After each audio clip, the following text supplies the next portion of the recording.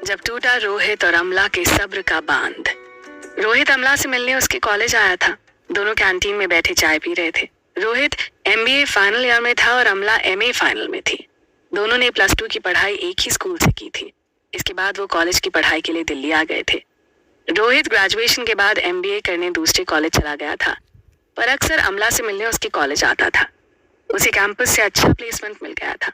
दोनों लगभग 6 साल से एक दूसरे को जानते थे और अच्छी तरह परिचित थे। अमला काफी सुंदर थी और रोहित भी हैंडसम और स्मार्ट था।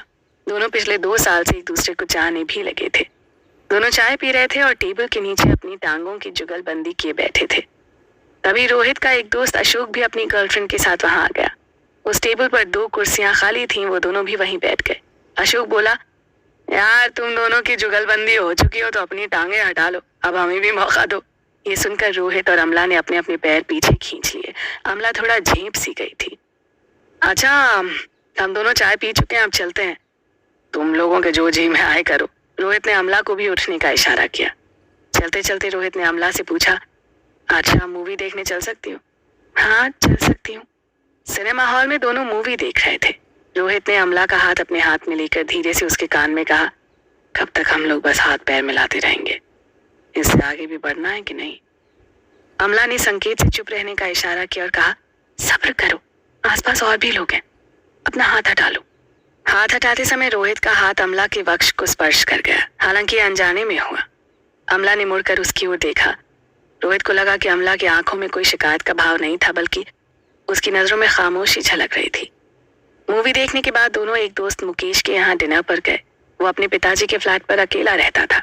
उसके पिताजी न्यूजीलैंड में जॉब करते थे। मुकेश ने कहा, यार अगले हफ्ते मैं 6 महीने के लिए न्यूजीलैंड और ऑस्ट्रेलिया जा रहा हूँ। तुम लोग चाहो तो यहाँ रह सकते हो, कुछ दिन साथ रहकर भी देखो। आखिर शादी तो तुम्हें करनी है, जैसा कि तुम दोनों मुझसे कहते आए हो। ये सुनकर रोहित और अमला एक दूसरे का मुंह देखते रहे। मुकेश बोला, तुम लोगों को कोई प्रॉब्लम नहीं होनी चाहिए। पिछली बार तुम्हारे पेरेंट्स आए थे तो उन्हें तुम्हारे बारे में पता था, तुमने खुद बताया था उन्हें। अंकल आंटी दोनों कह रहे थे कि तुम्हारे दादा दादी अभी जीवित हैं और बस उनकी एक औपचारिक मंजूरी चाहिए। इत्तेफाक से तुम दोनों सजातीय भी हो तो उन लोगों को भी कोई परेशानी नहीं होनी चाहिए। ठीक है, हम सोचकर बताएंगे। डिनर के बाद जब दोनों जाने लगे तो मुकेश बोला, तुम एक डुप्लीकेट चाबी रख लो, मैं अपार्टमेंट ऑफिस में बता देता हूँ कि मेरी अनुपस्थिति में तुम लोग यहाँ रहोगे। इतना कहकर मुकेश ने चाबी रोहित को थमा दी। रास्ते में रोहित से अमला बोली, तुमने चाबी अभी से क्यों रख ली? इसका मतलब हम अभी से साथ रहेंगे क्या? मुझे तो ऐसा ठीक नहीं लगता। मम्मी पापा को शायद उतना बुरा न लगे, पर दादा दादी पुराने विचारों के हैं, उन्हें पता लगेगा तो आसमान सिर पर उठा लेंगे। दादा दादी पुराने विचारों के हैं ना, मैं और तुम तो नहीं। और वो गाँव में बैठे, उन्हें कौन बताएगा कि हम साथ में रह रहे हैं या नहीं? आज जमाना कहाँ से कहाँ पहुंच गया। तुम्हें पता है कि पश्चिमी देशों में अगर कोई युवती 18 साल तक वर्जिन रह जाती है ना तो उसके घर वाले चिंतित हो जाते हैं। इसका मतलब आमतौर पर लोग यही अंदाजा लगाते हैं कि उसमें कोई कमी है। बेहतर है कि हम जहाँ हैं वहां की बात करें। अरे यार, तुम किस गलतफहमी में जी रही हो? यहाँ भी युवक युवतियां लिव इन रिलेशनशिप्स में 1-2 साल एक साथ रहने के बाद एक दूसरे को बाय बाय कर देते हैं। वैसे मैं तुम्हें फोर्स नहीं करूंगा, और तुम हाँ कहोगे तभी हम मुकेश के फ्लैट में शिफ्ट होंगे। संयोगवश मौका मिला है और हम दोनों शादी करने जा ही रहे हैं पढ़ाई के बाद। तुम कहो तो कोर्ट मैरिज कर लेते हैं इससे पहले। नो कोर्ट मैरिज, शादी में कोई जल्दबाजी नहीं है। जब भी होगी ट्रेडिशनल शादी होगी, अमला ने साफ साफ कहा। 2 हफ्ते तक काफी मनोहार के बाद अमला मुकेश के फ्लैट में रोहित के साथ आ गई। दोनों के कमरे अलग अलग थे। मुकेश की काम वाली और कुक दोनों के कारण खाने पीने या घर के अन्य कामों की कोई चिंता नहीं थी। 4 महीने के अंदर रोहित को नौकरी ज्वाइन करनी थी और उसके पहले अमला को डिग्री भी मिलनी थी। रोहित और अमला देर रात तक साथ बातें करते रहते और फिर अपने अपने कमरे में सोने चले जाते।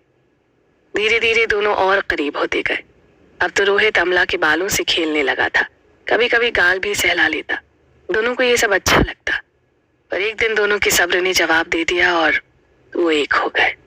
जब एक बार सब्र का बांध टूट गया तो दोनों इस सैलाब में बह निकले। कुछ दिन बाद अमला बोली, रोहित, इधर कुछ दिनों से मेरे पेट के निचले हिस्से में दर्द सा रहता है, कभी कभी ये ज्यादा ही हो जाता है।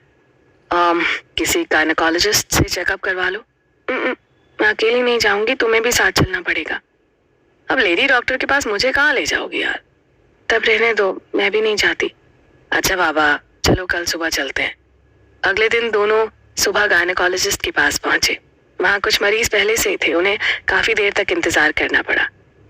इस बीच उन्होंने देखा कि वहां आने वाली ज्यादातर औरतें प्रेग्नेंट थीं और उनके साथ कोई मर्द या प्रौढ़ महिला थी। सबसे कम उम्र की पेशेंट अमला ही थी। अमला ये सब देखकर थोड़ी घबरा सी गई। उसकी बगल में बैठी एक औरत ने पूछा, लगता है तुम्हारा पहला बच्चा है। पहली बार घबराहट सबको होती है, डरो नहीं। रोहित और अमला एक दूसरे को देखने लगे। रोहित बोला, don't worry, let the doctor checkup no. जब अमला का नाम पुकारा गया तो रोहित भी उसके साथ चेकअप कैबिन में जाने लगा। नर्स ने उसे रोककर कहा, आप बाहर वेट करो, अगर डॉक्टर बुलाती है तो फिर आप बाद में आ जाना। डॉक्टर ने अमला को चेक किया, उसकी आंखें, पल्स, ब्लड प्रेशर वगैरह चेक किए। फिर पूछा, दर्द कहाँ होता है? अमला ने पेट के नीचे हाथ रखकर कहा, यहाँ। डॉक्टर ने नर्स को पेशेंट का यूरिन सैंपल लेकर प्रेगनेंसी टेस्ट करवाने को कहा और पूछा, शादी को कितने दिन हुए? मैं अनमैरिड हूँ डॉक्टर। सेक्स करती हो? अमला ऐसे प्रश्न का जवाब देने के लिए तैयार नहीं थी। उसको कुछ सूझ नहीं रहा था कि वो क्या बोले। वो सिर्फ डॉक्टर की ओर देख रही थी।